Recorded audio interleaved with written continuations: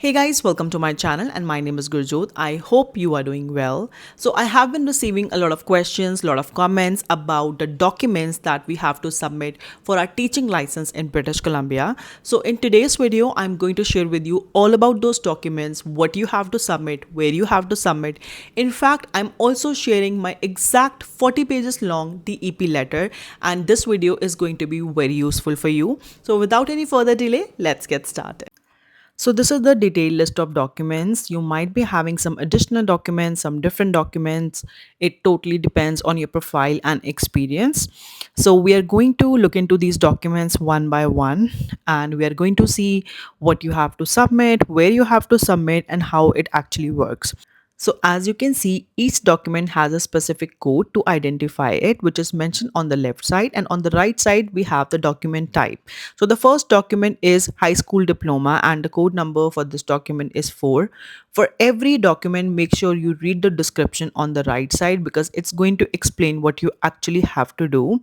So it says, please upload a photocopy of your secondary school high school diploma. We will also accept a letter from the secondary school confirming your completion of studies. If you have completed O and A levels, please upload your O and A level marks. Share your high school documents provided to WES with the Ministry of Education British Columbia Teacher Certification Branch through Access WES. This is an effective way to streamline your application. So basically what you have to do first alternate is that you upload your class 12 mark sheet, passing certificate, whatever you have for your class 12, you upload it by yourself. It has to be uploaded on this website, on TRB website. On the left side there is an option. I'm going to show you in the end how you can upload the documents. There are some documents which you have to upload yourself. There are some documents which college has to send, and then there is another document that has to be sent by Pathway to Teach Canada. So this document you have to upload by yourself, and make sure you take a clear scan of your document.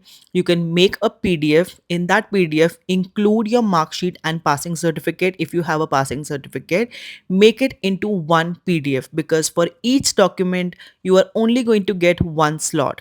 So combine two documents in one PDF and upload it for your high school diploma.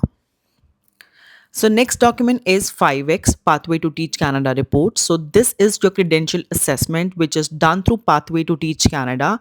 How you can do it, what you have to do, whole application, whole process I have explained in a video, in a different video. I'm going to link that video. Please go check it out. It's a very helpful video. So this is basically a credential assessment through Pathways to Teach Canada. It is required for your application. You need to visit the link that is given to request your Pathways to Teach Canada credential assessment report be forwarded to the Teacher Regulation Branch. A WES report cannot be accepted in lieu of the Pathways to Teach report.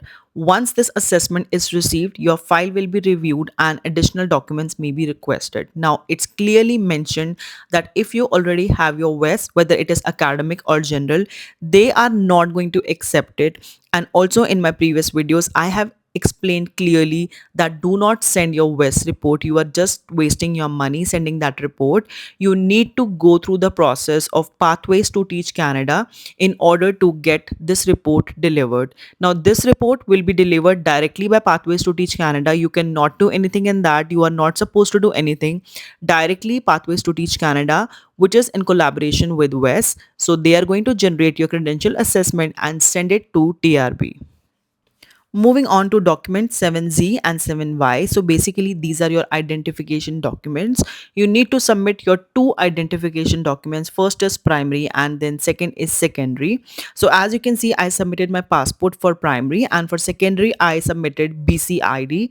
There is a list of documents. You can see what you have, what they are going to accept. According to that, you can submit your primary and secondary identification. So once you click on the link, it's going to take you to this page and you can see list of documents accepted as primary identification and a list for secondary identification. Make sure your identification is valid and it's not an expired identification document. So this document, both of these documents have to be uploaded by you. It should be the first thing once you create your profile. make sure first thing that you do is you scan your identification, label it properly, name your file properly, and you upload it as primary identification and one as secondary identification. Moving on to 8A document, which is additional identification and change of name documentation. So, since after marriage my last name changed and my mark sheets, my previous documents all had a different last name, I needed to show a change of identification, a change of name documentation. So, you can just click on additional identification documents and see what documents you can provide. I provided a marriage certificate for my name change document. Next is 13A, which is your fee application. So, since you are required to submit a fee for this, which is around $250, so once you submit that, this will be updated automatically. Moving on to 22A, which is International TEP Additional Information. Let's read the description for this. We require information about the content of your teacher education program. Please provide a copy of the course handbook or syllabus for your teacher education program, which includes the names and detailed description of the courses you completed. If you cannot provide a copy of the handbook or syllabus with the required information, please ask your post secondary education where you completed your teacher education program to send us a letter summarizing the content of your program. This letter must include the names of specific courses you completed that cover the following content areas: curriculum and instruction, and second is assessment and reporting. This letter must be sent directly from the post-secondary institution to trb.certification@gov.bc.ca. So you can see here it's clearly mentioned that this document should not come from you, it should come directly from your college. So your college needs to email this document to trb.certification. In simple words, this is your syllabus. So you need to provide what courses you did, what you learned, everything detailed description of your syllabus. Now my bachelor's of education was in 2014. I did not have access to the syllabus, so I requested my college to create a letter, to frame a letter and email it directly to teacher regulation branch. So now I'm going to share with you the detailed letter. It's a 40-page letter. Let's have a look. So this is addressed to British Columbia Teacher Regulation Branch and subject is mentioned.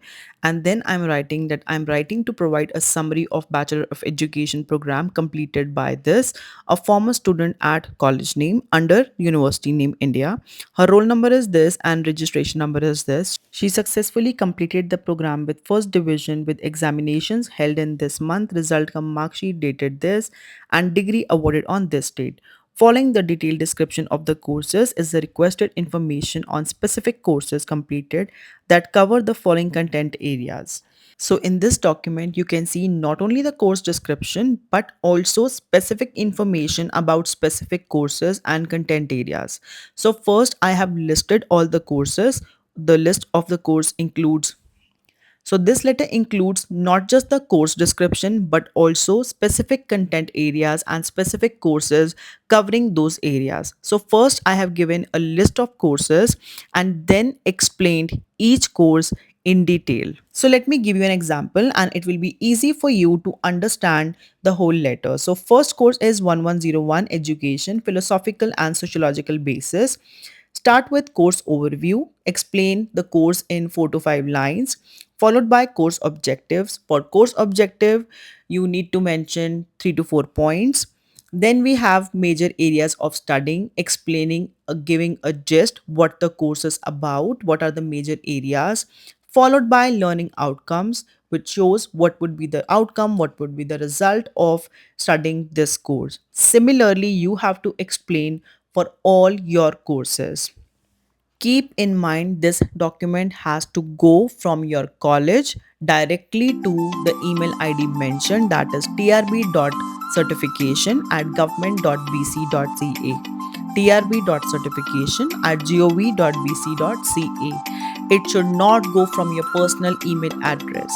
Also, the letter should be on the letterhead, properly stamped and signed by the authoritative person in the college. It can be principal, it can be dean, but it has to be properly stamped and signed.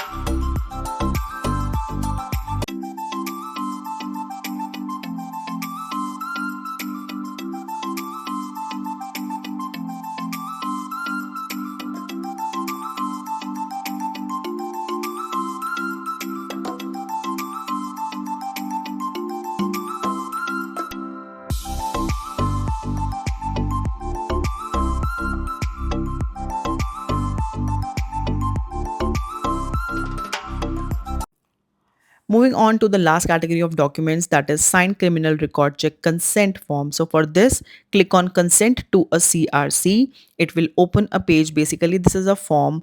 Step 1 would be already there for you, and you have to update your information. In step 2, you need to update your email address, your mailing address, if any driving license you have. So all that information you have to fill in. I have already explained this step in detail in my previous video.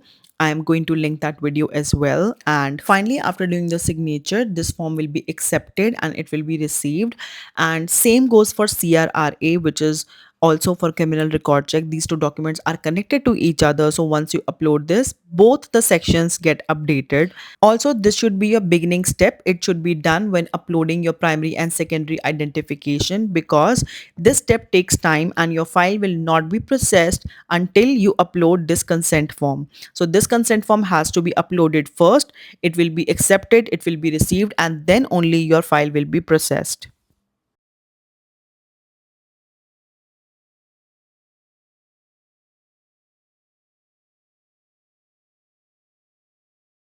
I hope you found this video useful. In my next video, I'm going to answer all your questions about BC teaching license, about documents, process, everything. All your questions will be answered in my next video. If you found this video helpful, do hit like, share, and subscribe. And I'll see you soon in my next video. Till then, bye-bye.